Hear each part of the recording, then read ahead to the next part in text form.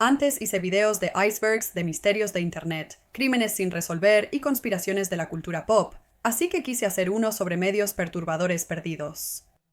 Vamos a investigar. Si te interesan los misterios de Internet, conspiraciones y crímenes reales, suscríbete y activa notificaciones para más contenido. Tengo Patreon y PayPal. Si quieres apoyar el canal, revisa los enlaces en la descripción.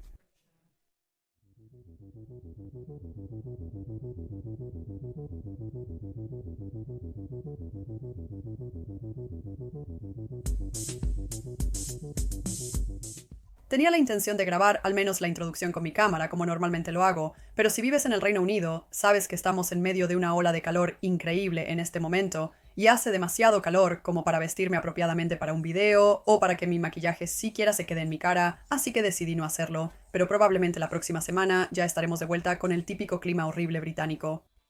De todos modos, este video contendrá discusiones vagas sobre contenido que puede ser perturbador para algunas personas, así que procede con precaución.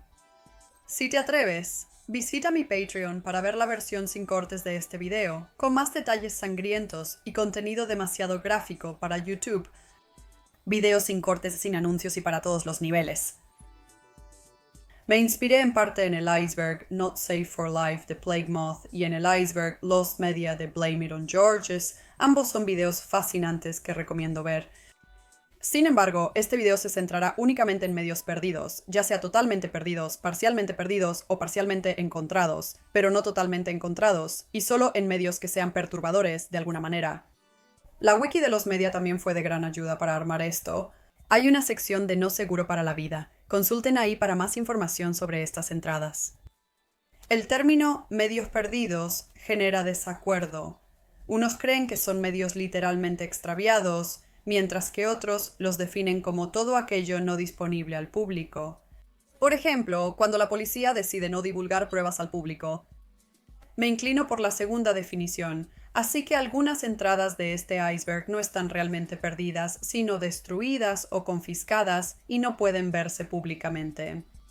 Me doy cuenta de que no todos los ejemplos en este iceberg son literalmente peligrosos para la vida, especialmente en el primer nivel, pero todos son al menos algo perturbadores y se vuelven más inquietantes mientras más bajamos en el iceberg. Aunque he tratado de elegir ejemplos donde el contenido en sí es inquietante, hay algunos que lo son menos, pero sus historias de fondo aún los califican para estar en este iceberg.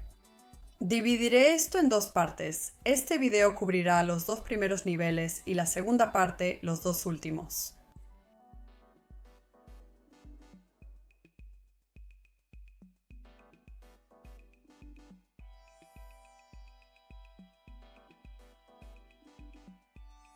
Empiezo con un juego de aventura de horror y ciencia ficción que salió en PC en 1995. La versión que se lanzó públicamente es conocida por ser cruda y deprimente, pero parece que algunas partes peores fueron eliminadas. Games Master, un programa de televisión británico, tuvo un episodio especial de gore donde mostraron clips sangrientos de diferentes juegos. Uno de esos juegos fue No tengo boca y debo gritar, e incluyó escenas ausentes en la versión pública, como un congelador con cuerpos humanos colgados, reemplazados por carne de res, y una escena donde un personaje come a un bebé. Es probable que algunas de estas escenas hayan sido eliminadas para reducir la controversia en torno al juego.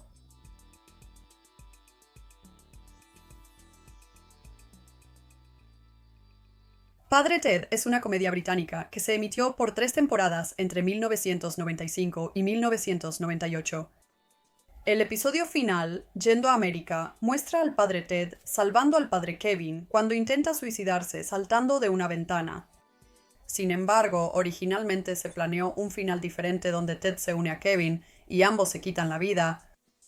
Antes de grabar la última temporada, Dermot Morgan, quien hacía de Ted, empezó a tener problemas de salud como presión alta. La filmación de la temporada fue un proceso largo y difícil, y una escena en particular, donde Ted baila emocionado, pareció sobreesforzarlo. Hubo varias tomas porque el actor que interpretaba a Kevin seguía equivocándose en sus líneas. En un momento, Dermot dijo: «Ya no puedo hacer esto, no me siento bien, esto no está bien, de verdad no me siento bien». Aún así, continuó con la escena. Al día siguiente de grabar el episodio, organizó una cena en Londres. Al final de la comida, se sentía mal, así que fue a su habitación. Regresó un tiempo después, pero pronto se desmayó. Nadie se dio cuenta de que ya había tenido un ataque al corazón en ese momento. No respondió a la reanimación y falleció a los 45 años. Se pensó que la escena de baile fue un factor que contribuyó, aunque sigue en el episodio. Los guionistas del programa ya sentían que el final original podría no ser adecuado, pero la muerte de Dermot solidificó su decisión de cambiarlo. Puedes leer los guiones del final original en el libro Padre Ted, los guiones completos, aunque las grabaciones nunca se han hecho públicas.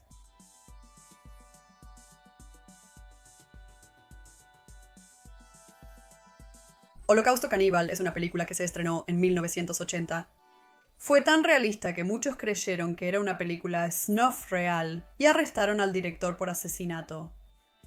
Esos cargos fueron retirados cuando él demostró que los actores no habían sido asesinados, pero aún así fue condenado por obscenidad. La película sigue siendo controversial hasta el día de hoy debido a las muertes reales de animales.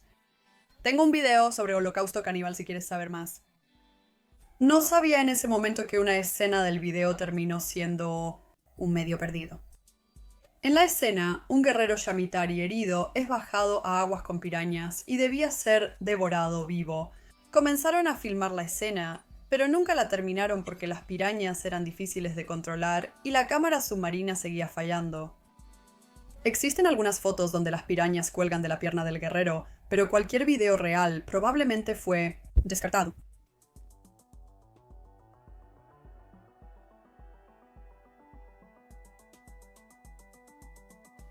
Hailey es un canal de YouTube de una familia formada por Bill, Katie y sus hijos Caleb, Annie y Hailey.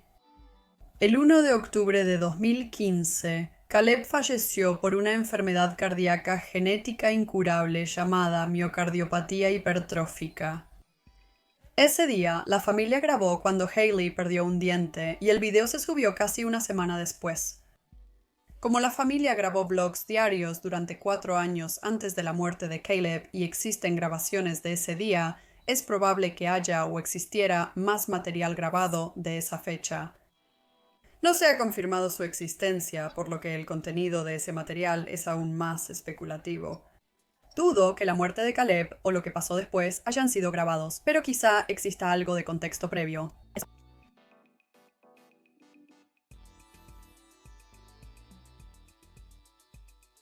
El programa de Jeremy Kyle era un talk show británico donde Jeremy ayudaba a los invitados a resolver problemas y reparar relaciones, en teoría. Las razones comunes para estar en el programa eran parejas infieles y familiares que se robaban, usando detectores de mentiras y pruebas de ácido desoxirribonucleico para descubrir la verdad. En mayo de 2019, Steve Diamond, de 63 años, apareció en el programa con su prometida Jane. Ella sospechaba de infidelidad y pidió una prueba de detector de mentiras, que él no pasó. Un miembro de la audiencia dijo que todo era normal hasta que Steve falló, se desplomó y ambos quedaron visiblemente devastados. Según los informes, Jeremy le hizo varios comentarios a Steve, llamándolo mentiroso compulsivo y un fracaso. La pareja terminó tras el episodio y una semana después hallaron el cuerpo de Steve, quien se quitó la vida. 4 días después, ITV suspendió las grabaciones futuras y 2 días después cancelaron el programa por completo. El sitio web, redes sociales y todos los clips en YouTube e ITV Player se eliminaron rápidamente. El forense consideró que los comentarios de Jeremy pudieron contribuir a la muerte de Steve y se reveló que Jeremy sabía de la depresión de Steve y su medicación. El episodio con Steve nunca se transmitió y probablemente nunca lo harán. Es probable que muchos episodios del programa de Jeremy Kyle ya no estén disponibles porque ITV los retiró.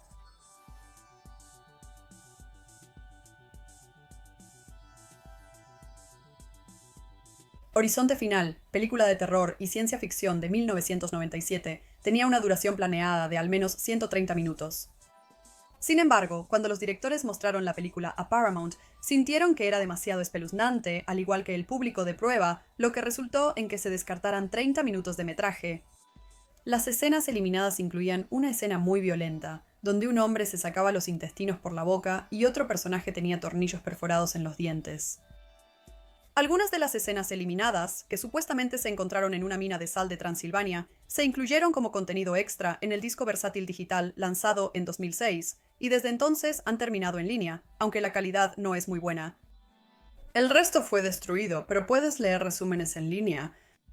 En 2012 se informó que el productor Lloyd Levin halló la versión original de la película en un video home system, aunque posiblemente no era legítima, pues no se ha mencionado de nuevo.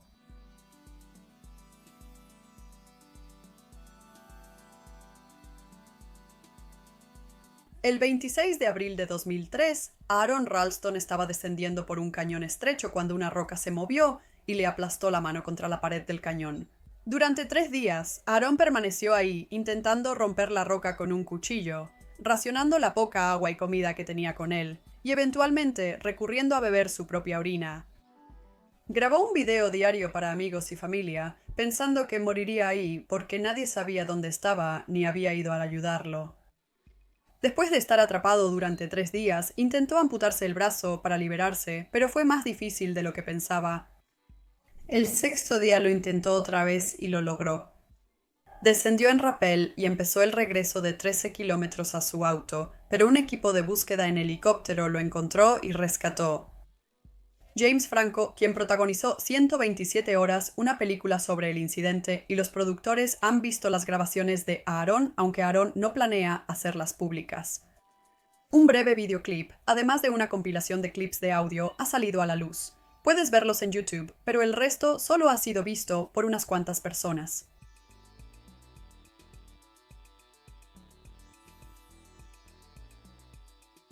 El show de Dick Cavett fue una serie de programas de entrevistas estadounidenses conducidos por Dick Cavett durante 5 décadas. En junio de 1971, Jeremy Rodale, experto en longevidad y salud, fue invitado al programa.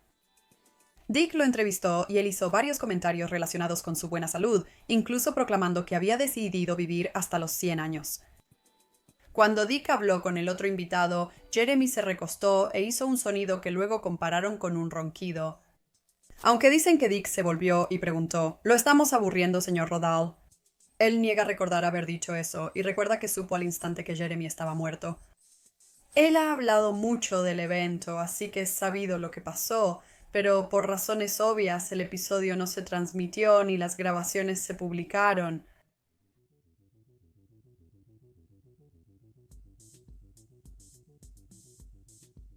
Dude, This Sucks fue un programa de MTV en 2000 con solo un episodio piloto.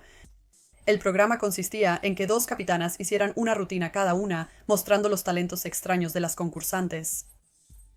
Si a alguna de las juezas no le gusta su acto, presiona con un martillo y el acto queda descalificado.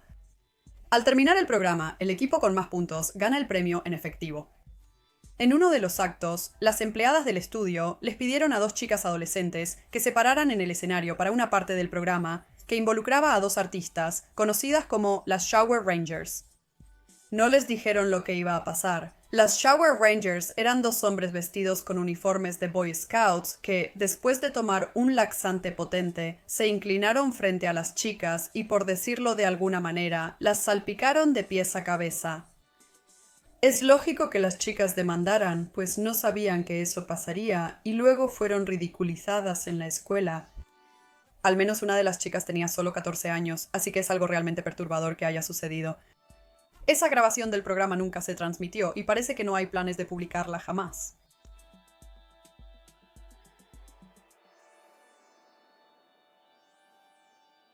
Joy Junction fue un programa de concursos cristiano de los años 80, ambientado en el pueblo ficticio de Joy Junction y con marionetas.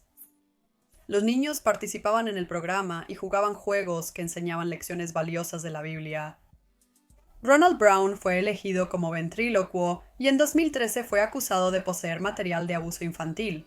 No solo eso, él había hablado con gran detalle en un grupo sobre abusar, cocinar y comer niños, uno de los cuales era un niño que conoció en la iglesia. No parece que Ronald haya asesinado a alguien, pero probablemente tuvo contacto inapropiado con niños. Debido a estos cargos, se cree que casi todos los episodios de Joy Junction fueron destruidos, excepto 2 completos y algunos fragmentos subidos a YouTube.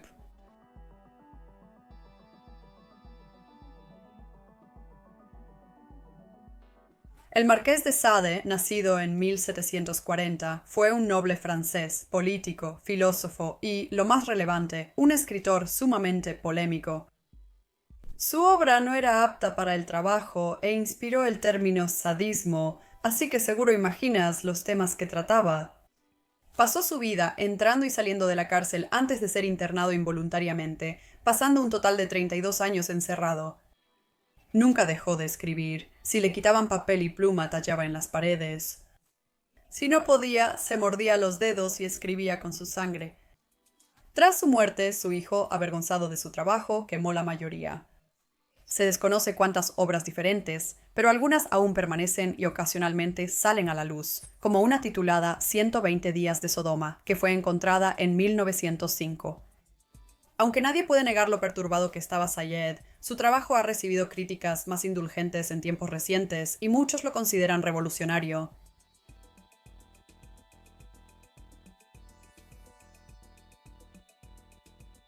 Las Dixie Chicks fueron muy exitosas, hasta que una opinión política arruinó su reputación.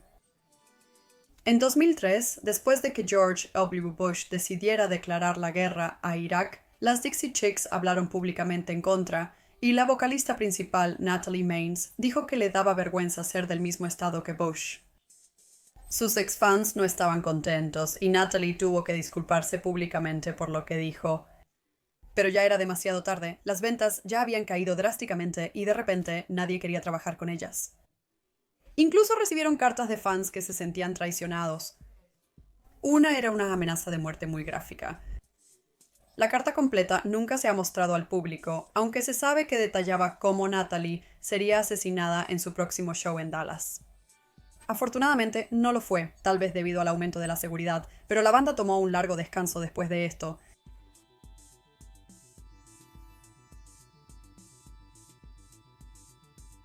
Perra sádica es una película producida en 2002 por el conocido crítico de internet Brad Jones, también conocido como el Cinema Snob.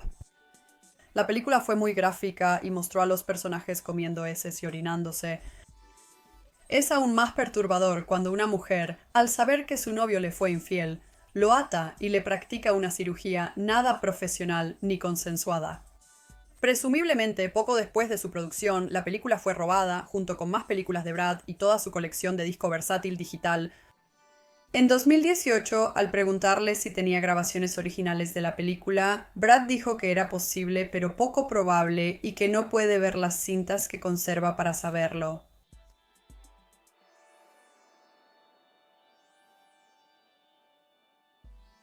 Scarlet fue un programa de MTV transmitido unos meses en 2007. Presentaba varios clips en cada episodio de personas que se lesionaban realizando acrobacias mientras practicaban skate, esquí u otros deportes. La persona en el video explicaba lo sucedido y mostraba la cicatriz del accidente. El programa tuvo 2 temporadas y 21 episodios, pero no fue renovado para una tercera. Se rumoraba que esto se debía a que no era particularmente popular y la conductora, Jacoby Shaddix, estaba de gira con su banda Papa Roach. Al eliminar los episodios del sitio web de MTV, algunos se perdieron por completo. 9 de los 11 episodios de la primera temporada han resurgido en línea, pero menos de la segunda. En la mayoría de los episodios se ha encontrado al menos un clip, y creo que es probable que eventualmente se encuentren los demás, aunque sea por separado y no el episodio completo. Episodios.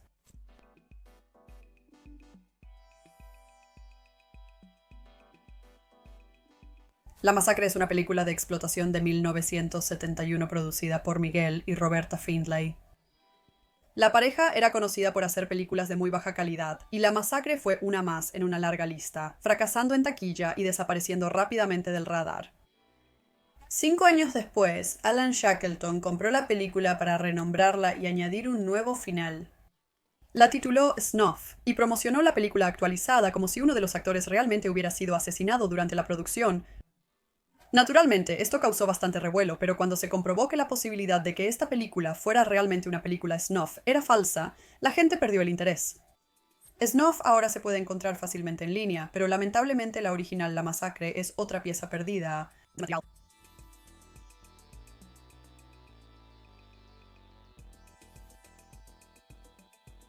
Teatro de Sillón fue una serie británica de antología de obras individuales que se transmitió desde 1966 hasta 1974. Un episodio fue una producción en vivo de la obra de ciencia ficción Subterráneo sobre sobrevivientes de una guerra nuclear que vivían bajo tierra en Londres. Carl, interpretado por Gareth Jones, de 33 años, debía sufrir un ataque al corazón en una escena, pero nunca se filmó porque Gareth se sintió mal fuera del escenario y se quejó. Poco después, él se dirigía a sus compañeros de reparto cuando se desmayó. Resultó que en realidad tuvo un ataque al corazón y lamentablemente murió poco después. El resto de la obra fue reescrito rápido y los demás actores improvisaron para terminarla. Vieron a Gareth colapsar, pero no les dijeron que había muerto hasta después de la obra. Yo no sé si ya habían asumido lo peor o si pensaban que estaría bien. No me queda claro si el ataque al corazón de Gareth fue captado por la cámara, pero no existen copias conocidas de la grabación de la obra. En ese tiempo, la televisión en vivo no se grababa automáticamente y como las imágenes no han reaparecido en línea, casi seguro se perdieron para siempre.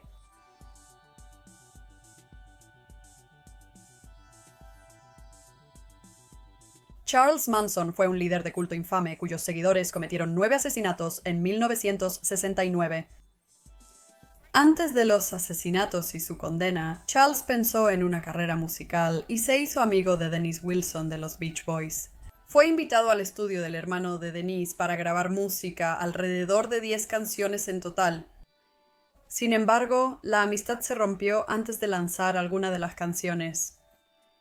Denise robó una canción de Charles, cambió la letra y la sacó como Never Learn Not to Love de los Beach Boys. Charles no estaba conforme y amenazó de muerte a Denise. Se cree que este hecho influyó en los asesinatos cometidos por sus seguidores meses después. Las grabaciones nunca se han publicado y algunos ponen en duda su existencia, aunque personas involucradas en el proyecto han confirmado la historia. No se sabe si hay copias actualmente y de existir son muy raras. Una pelea de lucha libre en 1999 entre Droz y Della Brown terminó de manera catastrófica cuando una acrobacia salió mal. Droz llevaba puesta una camisa holgada y cuando Delo intentó su movimiento característico, el Running Powerbomb, no pudo sujetar bien a Droz. Droz no pudo saltar para ayudar en la maniobra y esto resultó en que cayera sobre su cabeza y se fracturara 2 vértebras del cuello. Estuvo horas en cirugía y sobrevivió, pero las lesiones lo dejaron cuadripléjico, sin movimiento debajo del cuello, terminando su carrera como luchador. La pelea fue grabada antes, no en vivo, por eso decidieron no transmitir las imágenes. Un clip muy breve mostrando a Droz siendo sacado del ring apareció en los anuncios de servicio público de la WWE. No lo intentes en casa. Y hay una foto de Droz acostado en el ring, pero eso es todo lo que está disponible actualmente. Joss ha dicho varias veces que no guarda rencor hacia Delo y reconoce que su lesión fue un accidente. Desde entonces recuperó el movimiento en la parte superior del cuerpo y brazos, pero aún necesita cuidados las 24 horas, tomar medicamentos diarios y pasar mucho tiempo acostado. Aunque tiene una silla de ruedas genial.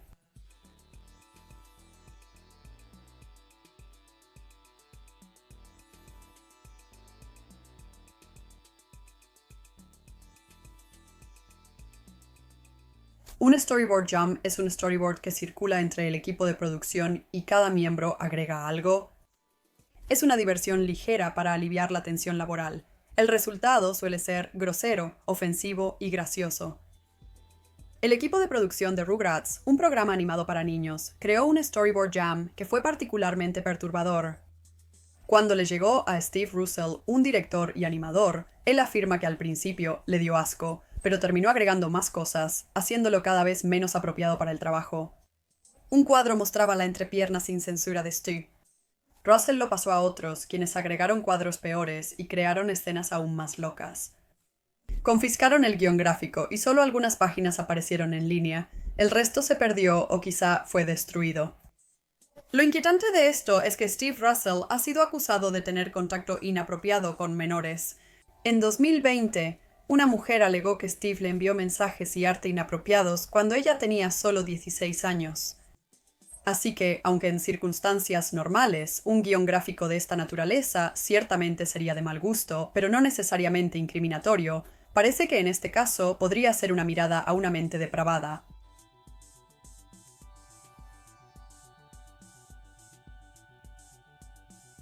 Cazadores de mitos es una serie de televisión que se transmitió inicialmente en 2003. Como su nombre lo indica, creaba varios experimentos para probar diferentes ideas o hipótesis y ver si eran verdaderas o solo mitos. En 2006, un episodio se centró en el mito de que hay más nutrición en la caja de cartón que en el cereal. Para probar esto, tenían 3 grupos de ratones. Uno comía comida normal, otro comía cereal azucarado y el otro comía cartón. Notaron que los ratones que comían cartón actuaban raro, y descubrieron que uno se había comido a los demás. No es sorprendente que la cadena no incluyera este experimento en el episodio para mantener la imagen familiar, y desde entonces no ha salido a la luz ninguna grabación.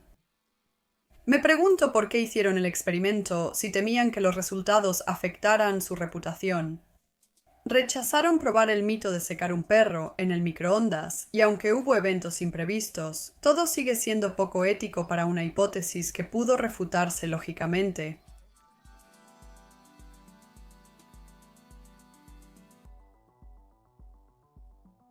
Rob Harris, surfista aéreo profesional, filmaba un comercial de Mountain Dew en diciembre de 1995.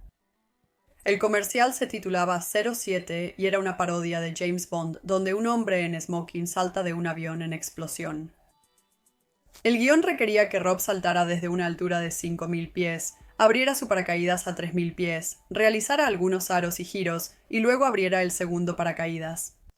De alguna manera, las cuerdas de su paracaídas se enredaron y no pudo desplegar su paracaídas de reserva a tiempo, lo que resultó en su muerte.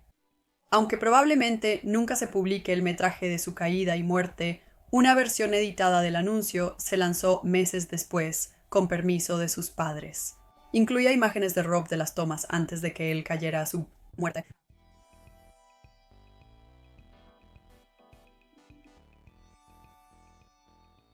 Megan quiere un millonario fue un programa de telerrealidad que se transmitió muy brevemente entre el 2 y el 16 de agosto de 2009. El programa seguía a Megan Hauserman, modelo de trajes de baño, y a 17 hombres que competían para ser su esposo trofeo. El programa no tuvo mucho éxito desde el principio debido a los bajos índices de audiencia y la controversia en torno al concepto. Después de 3 episodios, VH1 canceló la serie cuando salió a la luz que uno de los concursantes, Ryan Jenkins, había asesinado a su esposa el 15 de agosto. Menos de 2 semanas después, Ryan fue hallado sin vida en un motel tras suicidarse. Se creía que los primeros 3 episodios de Megan quiere un millonario estaban perdidos hasta que alguien los subió a Google Drive en 2020. El mes siguiente, Megan subió los episodios 4 y 5 a YouTube, pero el 6º episodio nunca ha salido a la luz. No se sabe si Megan tiene copia o si la destruyeron hace años. Ryan Jenkins también apareció en la 3ª temporada de I Love Money, así que esa temporada también fue cancelada.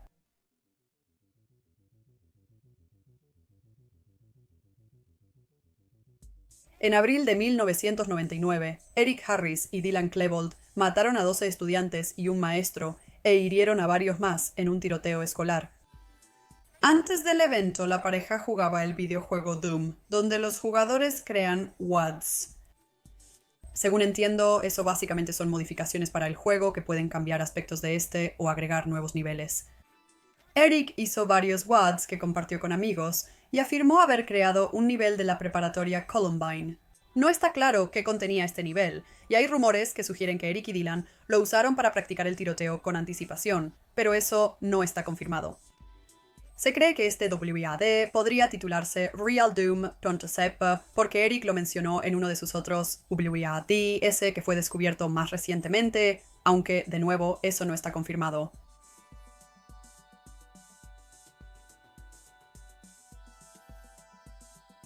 El Jenny Jones Show fue un talk show estadounidense que grabó en marzo de 1995 un episodio sobre Scott Amager, quien estaba enamorado de su colega Jonathan Schmitz.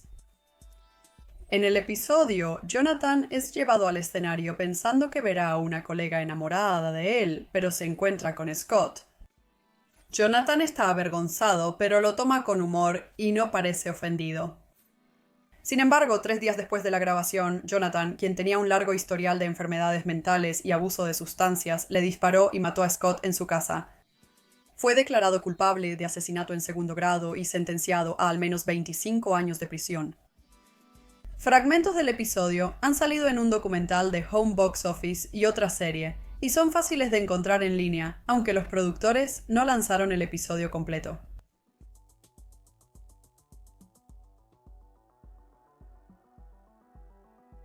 Osama Bin Laden fue el líder del grupo terrorista Al-Qaeda y el responsable del 11 de septiembre, a menos que creas en las teorías de conspiración. En mayo de 2011, fue asesinado cuando los SEALs de la Marina de Estados Unidos allanaron un complejo en Pakistán. Se informó que había 3 series de fotos del cuerpo de Bin Laden, incluyendo fotos tomadas durante la redada que también muestran otros 3 cuerpos. Barack Obama, quien era presidente de Estados Unidos en ese momento, decidió no publicar las fotos al público, una decisión que fue algo controversial. Algunos lo apoyaron por temor a que publicarlas aumentara el sentimiento anti-estadounidense en Medio Oriente, pero otros creen que las fotos son registros públicos.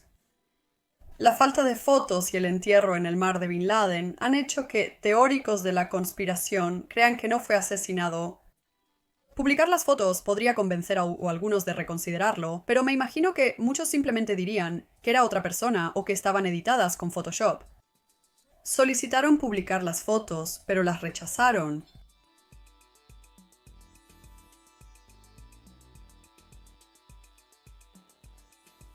Mite Chaibancho fue un actor famoso en Tailandia y llegó a protagonizar casi la mitad de las 75 a 100 películas que producía el cine tailandés al año. En 1970, además de protagonizar, por primera vez produjo y dirigió una película titulada Insitong, que se traduce como Águila Dorada. Su personaje se llamaba Insi Daeng o Águila Roja y parece ser un tipo de superhéroe. Una de las escenas finales iba a mostrar a Águila Roja subiendo por una cuerda bajo un helicóptero antes de volar hacia el atardecer. Al filmar la escena el último día, el helicóptero volaba muy alto y Mita solo alcanzó la parte baja de la escalera, así que la sostuvo con las manos. El piloto ignoraba que Mita no estaba en la escalera como se planeó, por lo que siguió subiendo hasta que perdió el agarre y cayó fatalmente. Todo esto fue captado por la cámara, y la escena, aunque salió completamente mal, aún así fue incluida en la película. No se sabe exactamente el contexto ni cómo fue retratado, y cuando salió en disco versátil digital en 2005, las imágenes de la muerte de Mita ya habían sido eliminadas. Nunca ha vuelto a aparecer desde entonces.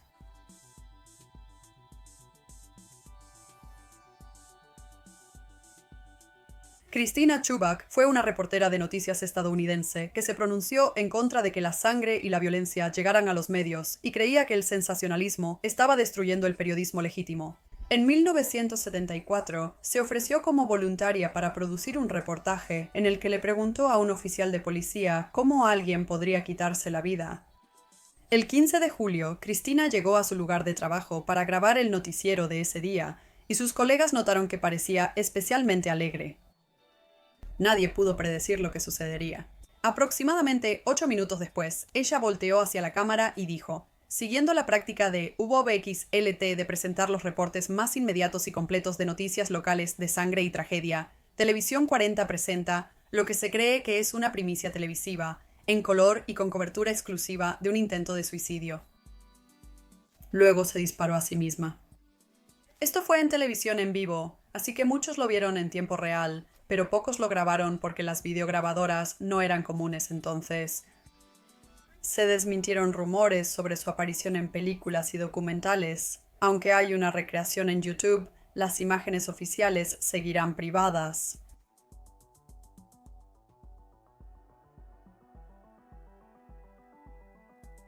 En julio de 1999, Daniel Dukes entró a SeaWorld Orlando y nadó desnudo en el tanque de descanso de Tilikum. Tilikum era, en ese momento, la orca más grande en cautiverio, aunque murió en 2017, habiendo matado a un total de 3 personas, siendo Daniel la segunda. Según los informes, Tilikum jugó con Daniel antes de matarlo y luego siguió con su cuerpo hasta que fue hallado sobre la espalda de Tilikum a la mañana siguiente. Es posible que las cámaras de seguridad hayan grabado su muerte. SeaWorld no ha comentado, lo que me hace pensar que existe o existió un video del incidente. Sin embargo, se ha confirmado la existencia de algunas fotos del cuerpo tomadas por empleados, aunque no están disponibles para el público.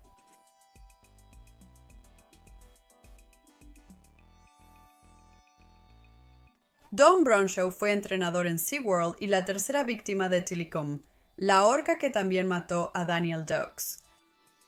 Ese día, multitudes se habían reunido para ver a Tilikum y la rutina transcurría como de costumbre, hasta que él agarró el brazo de Dawn. Una turista grabó la presentación y captó esto, pero el video termina pronto sin mostrar la muerte de Dawn. Hay una grabación confirmada de la muerte, pero nunca se ha publicado y si SeaWorld lo logra, nunca saldrá a la luz.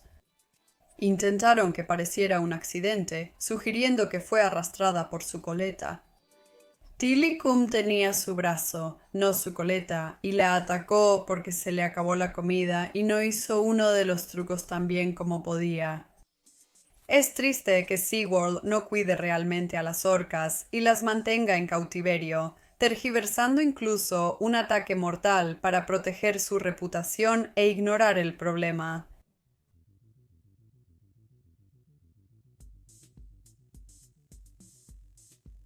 Gran Tentación fue un concurso australiano transmitido entre 1970 y 1975, pero un episodio no se transmitió porque una concursante se desmayó tras ganar. Llamaron a los médicos, quienes confirmaron el fallecimiento, pero no la causa. La grabación del episodio se detuvo de inmediato y, por lo tanto, nunca se completó, mucho menos se transmitió. Puede que las grabaciones existan, aunque es poco probable, ya que reutilizar cintas era común en los 70.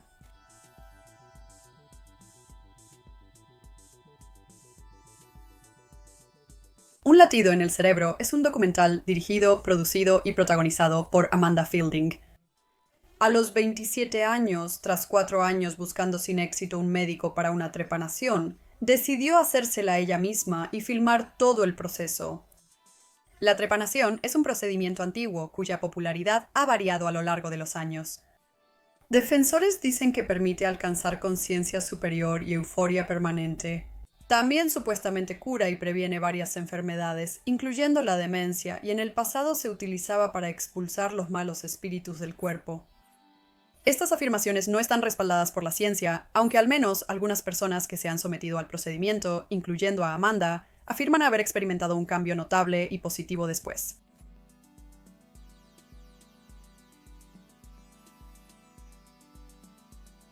José Luis Calva, nacido en 1969, fue un asesino y caníbal mexicano. La policía llegó a su casa en octubre de 2007 tras el reporte de desaparición de su novia.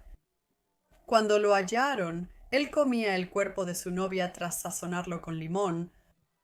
Fue arrestado y acusado, sospechoso de hasta 8 asesinatos, pero se suicidó antes de ir a juicio.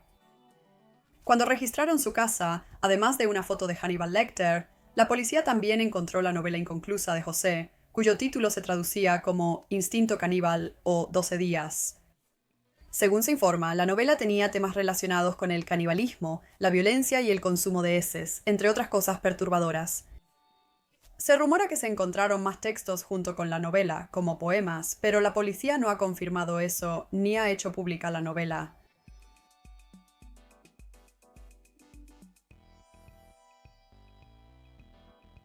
Chris Kramers y Lisanne Froon eran turistas holandesas que desaparecieron mientras estaban de vacaciones en Panamá. Caminaron por los bosques cerca del volcán Barú y, al no presentarse con su guía al día siguiente, revisaron sus habitaciones. Sus pertenencias personales seguían ahí, pero no había rastro de las mujeres, así que fueron reportadas como desaparecidas. Tras búsquedas exhaustivas, no se halló nada hasta que, 2 meses y medio después, se encontró una mochila con pertenencias personales, como los teléfonos y una cámara de ambas mujeres. También se encontraron los shorts de Chris cerca, lo que podría sugerir que se encontraron con un acto criminal. Para apoyar aún más esta teoría, se sospecha fuertemente que los datos Exchangeable Image File Format de las fotos en la cámara habían sido alterados, debido a algunas inconsistencias. Parece que algunas de las fotos en la cámara habían sido eliminadas, tal vez por una de las mujeres o por alguien más que pudo haber estado involucrado. Meses después de hallar la mochila, se encontraron restos humanos cercanos, confirmando que eran de Chris y Lisanne. Las autoridades creen que se perdieron, intentaron cruzar un puente de alambre inestable y murieron al caer. Algunas de sus fotos se han filtrado en línea, pero en versiones de menor calidad. Ninguna está sin comprimir ni con los datos Exchangeable Image File Format limpios, lo que impide su análisis correcto en Internet. El caso está cerrado, por lo que difícilmente se publicarán las fotos originales.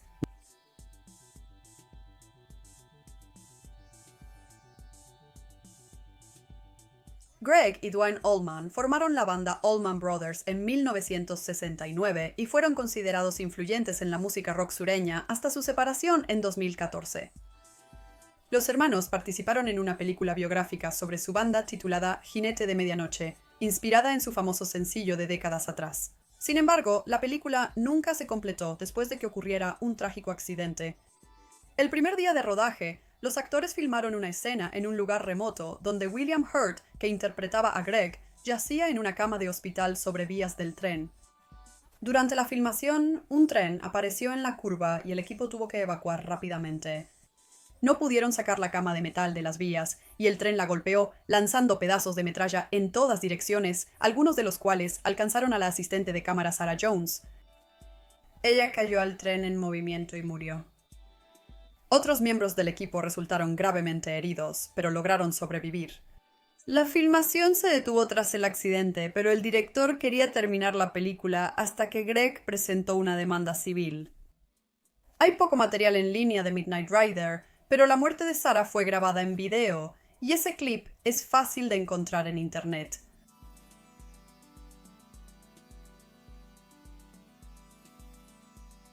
En 1928 se estrenó El Arca de Noé, una película basada en la historia bíblica del mismo nombre. La filmación de la escena del diluvio fue implacable y en realidad causó la muerte de 3 actores y dejó a otro gravemente herido. Juan Wayne, un actor que se hizo popular años después, apareció como extra en la escena y casi muere también. La versión original de la película duraba 135 minutos, pero fue muy criticada, sobre todo por la escena del diluvio, lo que llevó a eliminar unos 35 minutos. La escena del diluvio sigue estando en la película, aunque no es tan larga como en la versión original, que supuestamente mostraba escenas de los actores mientras se estaban ahogando. La escena censurada está en YouTube, pero los 35 minutos eliminados se perdieron hace años. Owen.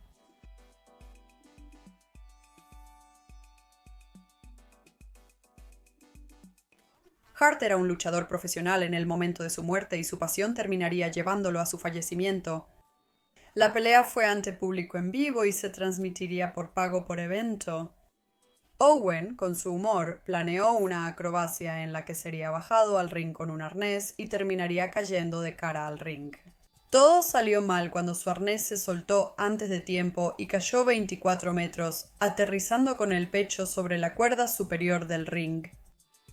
Se llamó a una ambulancia, pero Owen falleció más tarde en el hospital debido a sus heridas. Tras 15 minutos de pausa por el incidente, se decidió continuar y los anunciadores informaron después al público que Owen había fallecido. La muerte en sí no se mostró en la transmisión de pago por evento, pero de todos modos fue grabada.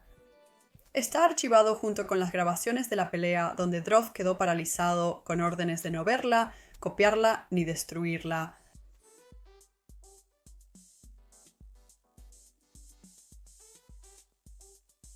Los Hombres del Cielo fue una pseudo-documental sobre vuelos acrobáticos producida en 1920.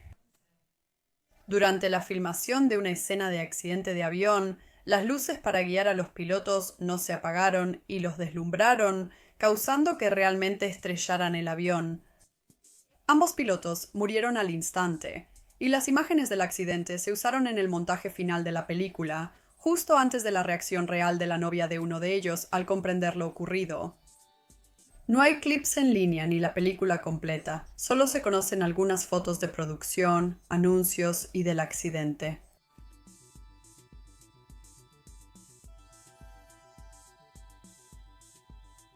La temporada de oleaje fue un dúo de folk rock formado en Irlanda en 2005. En agosto de 2010, durante un concierto en California, Miguel Pepinillos del público se levantó, subió al techo y saltó a su muerte, cayendo cerca de la cantante. Había un par de paramédicos y una doctora en el público que intentaron reanimarlo, aunque finalmente fue declarado muerto. Miguel había salido hace poco de la cárcel bajo fianza tras amenazar con suicidarse y matar a su novia meses antes. Clips del concierto antes y después de la muerte de Miguel se pueden encontrar en YouTube, aunque no se ha subido el video de su muerte real. Es probable que exista y una youtuber dice tener una copia, pero difícilmente la publicará.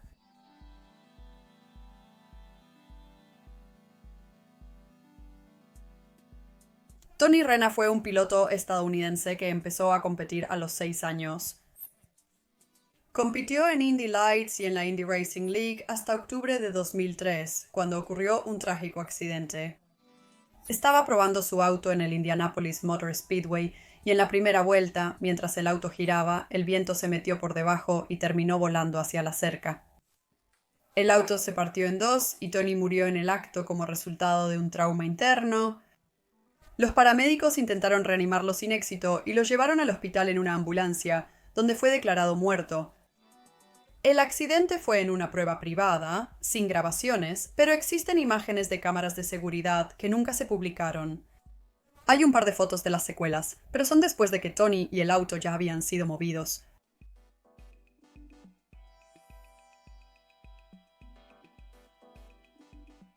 Tony 48219, cuyo nombre real es Antonio Powell, empezó a subir videos a YouTube en 2007, la mayoría sobre religión. Su canal se hizo conocido rápidamente, principalmente por sus opiniones controvertidas. Frecuentemente hacía diatribas enojadas sobre la evolución, los ateos y los negros, y le suspendieron muchas cuentas por su contenido. A lo largo de su tiempo en YouTube, su salud mental claramente se deterioró y eventualmente insinuó que podría quitarse la vida. Lo que realmente decidió hacer fue mucho peor. El 13 de abril de 2009, Tony llegó a la universidad donde estudiaba en Michigan. Se dirigió al salón de clases donde encontró a Asia McGowan, de 20 años, y luego le disparó a ella y después a él mismo. Después del evento, los últimos canales de Tony fueron suspendidos, lo que resultó en la eliminación de la mayoría de sus videos, aunque algunos pocos fueron guardados por otras personas, ya sea completos o en fragmentos.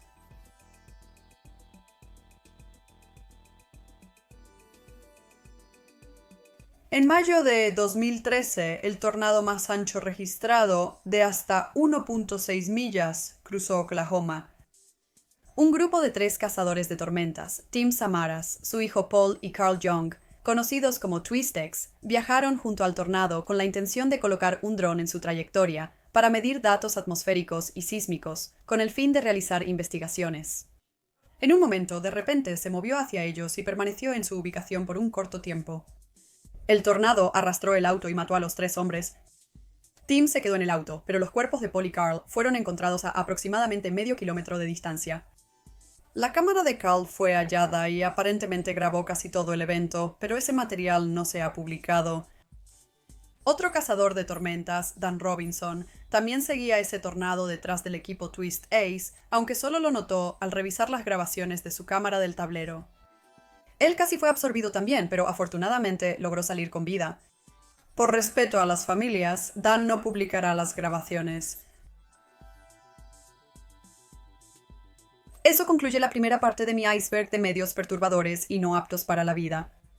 La segunda parte incluirá temas perturbadores, así que estén atentos los próximos días. Si te gustó el video, por favor considera darle like y suscribirte, y deja tus opiniones en los comentarios. Gracias a mis patrocinadores, sus nombres aparecen en pantalla, aprecio mucho su apoyo. Gracias por ver, nos vemos pronto para la segunda parte.